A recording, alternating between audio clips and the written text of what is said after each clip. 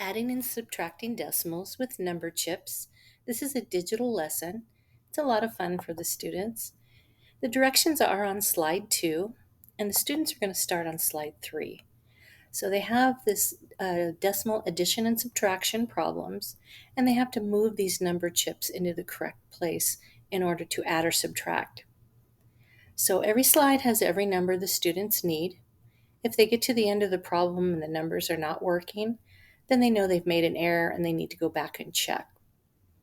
So here they're adding 4 and 5/10. So they need to know that 4 is going to go to the left of the decimal point and the 5 will be just to the right of the decimal point. Now there's a blank here, so they need to know that they need to fill that with a 0. And then they're adding 3 and 21/100.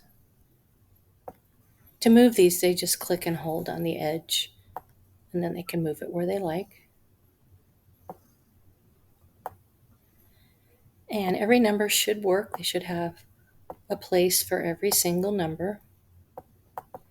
And once they've used all the numbers, they uncover a heart in the lower right-hand corner.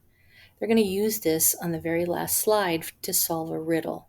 They're going to be matching this answer to this letter. The next slide has 72/100, so they need to know that the 7 goes to the right of the decimal point. It's good practice in lining up their numbers. And again, they've got a blank spot here that they need to put a 0. And then they just go ahead and add. So they have several slides. They're going to either add or subtract. And again, if the numbers aren't working, then they know they've made an error and they need to go back and check. So it gets a little bit more difficult as they go. When they get down to the last slide, they have a little clue here, something that everyone is thinking about, but no one wants to talk about, the blank in the room. So if they go back to these previous slides and they find these answers, they're just going to click here and they're going to type in the letter that is in that yellow heart that matches that answer. If they've done all the slides correctly, it will spell out the answer to the riddle.